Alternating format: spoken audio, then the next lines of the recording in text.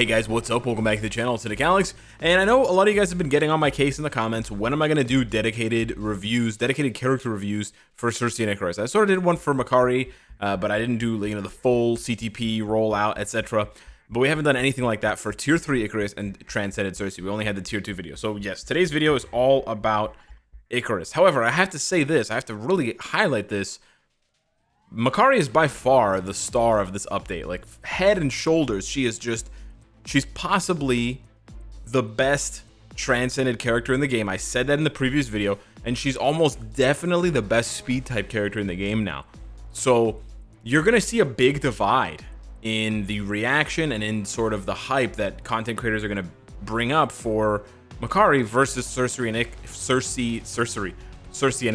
Cersei and Ikaris have their place in this game for sure. They're not bad characters. I mean, Ikaris and Cersei are the cheapest Tier 3 and Transcended characters in the game. However, that cost or that discount does come with its drawbacks. So that's what I'm really going to try and explain today. Why there isn't tons of content out there with Ikaris just burning, laser eyeing away the competition, because he's not the next Sentry.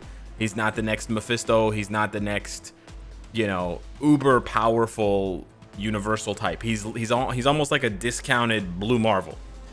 I know that doesn't sound very sexy, does it? I think Cersei has a little bit more value overall right now because of how powerful her artifact is, and Ikaris's artifact is not honestly that good. It's really only for PvP, so don't sweat it if you haven't gotten his artifact. I think I have a 3-star version of it. Yeah, it gives him iframe ignore, but you don't really need that for PvE. It does increase his damage against villains, which is nice, but again, I don't think it's going to really push him high enough. I mean, listen, I think the best case scenario for Ikaris is he becomes a really good, cheap counter in PvP to Doctor Doom. However, he's not there right now, and he's not there right now because he just doesn't have enough support. So I think my theory is we're going to get Thena, we're going to get another Eternal like Gilgamesh or Ajax or whatever, and one of them is going to have a support buff, a defensive PvP support buff for your boy Ikaris. So yeah, but this video is all about Ikaris, what he can do well, what you can expect from him. I do have a PvP build on him right now, so when we go into PvE content, you're basically just going to see what he can do without a damage proc at all. So basically, this is his raw damage. Keep in mind, his build is pretty much, I mean, his stats and stuff are pretty much exactly the same, whether you get the uniform or not. You just get the extra uniform stat bump, and then you get the chain hit damage and the basic damage reduction, but not a lot of offensive power. Not a lot of extra offensive power is what you're going to get from this uniform. And PvP wise, I feel like the problem with Ikaris is that he doesn't have a good rotation for just doing damage, especially on autoplay. So we're gonna go ahead, I'm gonna show you what he can do here at tier 3. So this is his tier 3 damage, how fast he can do stage 99 with the White Fox support. This is gonna give him 20% chain hit instead of 10%. Because she gives him 10%, she's going to give him some extra damage. She's going to give him a bunch of damage increase to villains. And he has basically the same straightforward rotation. The 3 cancel 5. And then once he starts zipping around, you do 4. 4 does more damage now. It's got longer beam. We sort of covered this. If you don't have a CTP of energy or some sort of damage proc, you can splash in the 2. And then there. As far as his tier 3 goes, his tier 3 definitely does the most damage out of all of his skills. So ideally, you would want to proc on the tier 3. But unfortunately, it's kind of hard to proc on the tier 3. You can also try an alternative rotation where you do that, where you do 5 delayed cancel, 3 cancel 4, and you proc on that. Again, that can be pretty difficult to do, and 5 is going to end up activating your proc a little bit early. But in general, I don't think players are going to be, I think if you're using Ikaris for PvP, it's probably that you don't have better options, not that he's going to outshine the character that you do have right now. So as you can see here, we're a minute into this fight. We're almost a minute into this fight, and he's only done about half of Black Dwarf's damage. So this is going to take him about 2 minutes.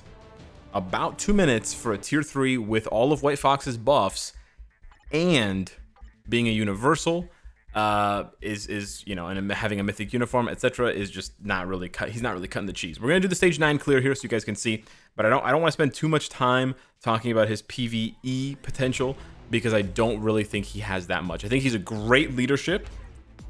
Don't get me wrong, I think he's a great leadership for himself and Makari and Cersei and anybody else that comes up, but unfortunately I don't think that he's going to really push the needle at all, whereas Makari definitely does. So we're just gonna give him 4 ignore dodge strikers for 80%. I don't know why, but there's like cat hair stuck to my face. Okay. And yeah, we're gonna do the rotation as if I had a proc on him. It's 3 cancel 5. That's probably gonna trigger your proc, and then you're just gonna splash in the 4. And again, we're gonna see here how much damage he can do in the first phase. Of course, going for that, we're aiming for that 90 seconds or less clear time. Okay, we got stun there. I'm gonna pop the tier 3 and dodge the cage. The tier 3 skill does have immunity there, but you can see we're 30 seconds in and we haven't even done 10 bars of damage. Not the best sign for the leader of the immortals. I mean, leader of the eternals, the immortals. You know, them all the mortals. Ikaris is really cool, man. He's really cool. He deals decent damage. He really feels like he's missing something. He just feels like he's missing something. Couldn't do the co-op there, so we got caught by the second cage. Yeah, as you guys can see, we're a minute in already here. And I'm gonna let that go. The other thing I found when I was playing with him with a damage proc obelisk, not to rain on your parade too much, but it's really hard to fit the tier 3 in. Like, his tier 3 does the most damage out of all of his skills, sure, but doing something like rushing to get his tier 3, it doesn't even really work that well. And again, you either have to cancel 5 kind of early, or you risk running the proc. Like, really, if his 5 didn't have any hits at the beginning until he started flying around, and if the damage was concentrated there, then I think he could be a lot better for a damage proc, especially if you're gonna try and combo that chain hit. But as you guys can see, we're close to 2 minutes. A minute 45 with a 60% leadership is just not cutting the beans at all. This is not baked beans territory. So yeah, unfortunately, guys, I don't think I can recommend Ikaris for you to build up for PvE content. Now, if you're looking for a very budget-friendly tier 3, I think he's great. You probably don't even need to get his uniform because, again, he's going to be a little bit slower without the uniform because he loses the 10% chain hit, but it's not going to be like night and day. It's not like Makari or it's not like these other characters where it's like this huge gap. So I think you can just go ahead and pick up Ikaris to just have a very, very cheap, right? You only need 8 books instead of 10. You need like 400 CCF instead of 800. So in some ways, it's like a 50% discount. And then you get a solid clear for like level stage 1 to 9 of Mephisto and Null whenever you get to those World Boss Legends, and a character that can flexibly do, other content. But really, I do think that where he's going to shine ultimately is going to be PvP. So that's why I had preemptively given him, after testing him a little bit with the damage proc, not being impressed whatsoever, we went ahead and settled on PvP. I went ahead and gave him PvP Uru there. No Odin's Blessings just yet. But yeah, I would focus on getting his HP as high as possible. He has very, very high base defense. I've tried to focus on that, and I've tried to highlight that in the game. All of the Eternals have very, very high defenses for the fact, like, just compare them to other characters in the game. They have really high, like, Makari's defenses are higher than Wolverine's defense. Make that make sense. It doesn't make sense, but it's true. Like, their defenses are absurdly high. Let's take Blue Marvel, for example. His defenses are way lower, bro, and he's a defensive tanky dude. Look at Sentry, 26 and 26. Makari's rocking 22 and 21. How are her defenses that close to, like close to Null's? Null's defenses are 24 and 20. That's 2,000 off of being the same as Makari, and this dude's at 19 and 20. Very, very close. So yeah, defensively, I think that is where Ikaris and them is going to shine. The problem I have here to show you guys PvP is right now I'm in Challenger League, so it's pretty difficult for me to show you guys, but I will show you this team here. Now, Cersei's a really good pair for Ikaris in PvP, just keep that in mind with this uniform, because she's going to give all allies of the Eternals, all Eternals allies, 30% attack, so he's got a 90% attack buff, and increased damage to here, increased damage against villains and decreased damage from villains. So again, it makes him way better against Doctor Doom, way better against Molecule Man, etc. But then also, she herself also gives all Eternals allies debuff immunity. And this debuff immunity is the best in the game.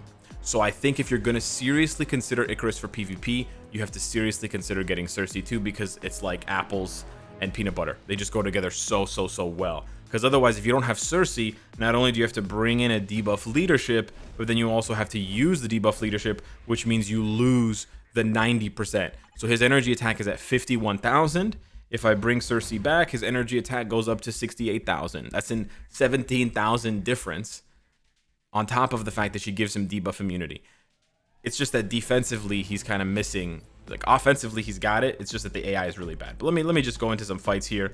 I'll go back over to Vibranium and show you guys here. There's a lot of universals here, and show you. I think he'd be very good. I think he should be very good against Doom. But the problem lies in his autoplay. I actually don't know if my buffs from Challenger are affecting this, but that should honestly make you even more upset about his production, because if he is getting some of those buffs increase your attack, increase your defense. All of those gold buffs apply to all characters on my team. So I have 2 attack buffs. Yeah, I don't know if this works for it, but I have 2 attack buffs and a defense buff. So if he's actually getting these buffs, that makes him even worse than that. So yeah, this is kind of where it stands with Ikaris. I think he's a very cheap tier 3, and I think that definitely his value definitely matters if that's what you're looking at. But on the flip side, you have a character that I feel is unfinished.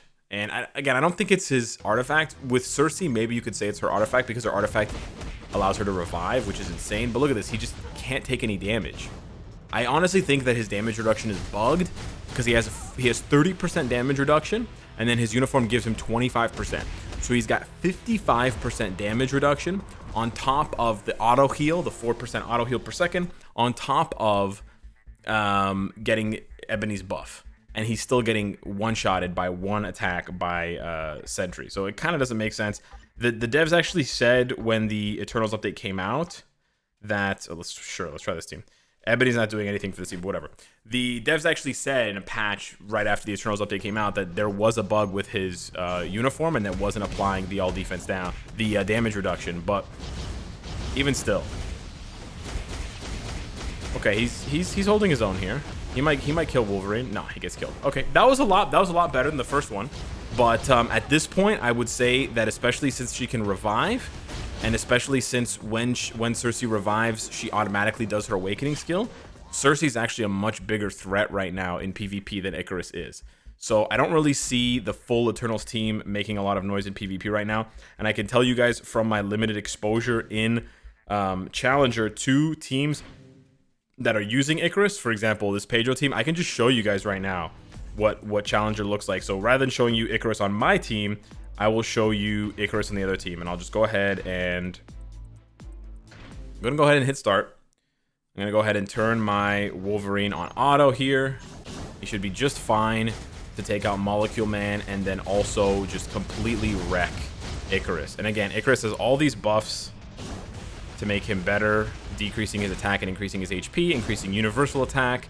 But this is basically what happens. He gets one tapped. What? So I'm pretty confident that, like, my guess, if you want to use Ikaris for PvP, is you're just gonna have to stack tons of HP.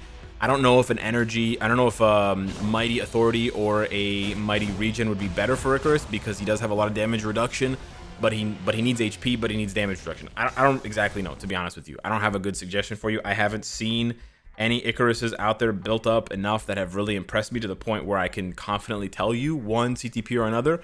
But the way that it is in PvP now and how competitive it is, you probably want to, if you're going to go all in on a character investment, you're probably going to want to give them at least a Mighty.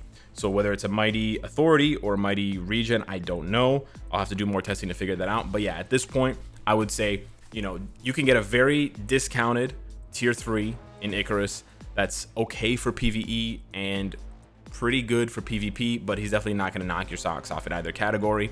So it's really up to personal preference whether you want to build him up. And then honestly, I would only get his uniform if you're going to go further. Like if you want more out of him, especially for PvP. I honestly wouldn't even say you need his uniform for PvE, because he's not going to perform that well. So you can just get, like, for his cost, you can get above average production if you just tier 3 him for the cost. But if you want to start comparing him to, like, actually good PvE characters like Makari, like, you know, whoever else we have, Sharon Rogers, like he doesn't stand a candle. You know, Captain Falcon, he doesn't stand a candle to these characters at all, right? Not even more recent ones, but like Shang-Chi, Loki, there's no way. Ikaris cannot keep up with these characters. So yeah, that's kind of where it stands. I know it's not the best review out there as far as what I have to say. Like I know I don't have a lot of hype for Ikaris. I just think that he's missing something, and it kind of feels like I can feel it, right? I don't want to say I can tell, because I could be wrong, but that's kind of how it feels. Like there's going to be an Eternal that gives all Eternals a revive, and then Ikaris is suddenly going to be a much better character, because when he dies and comes back to life, he's going to instantly hit you with that 4th skill and probably get a guaranteed kill, because it's got iframe ignore. It's a long skill and it does a lot of damage, right? But at the current point in time, you got to wait 6.5 seconds when the fight starts to get the skill off. In 6.5 seconds, he gets clocked because he doesn't have enough damage reduction and he doesn't have enough HP despite really high defensive stats. Right? Maybe if he had guaranteed dodge or if he had more damage reduction, I don't know.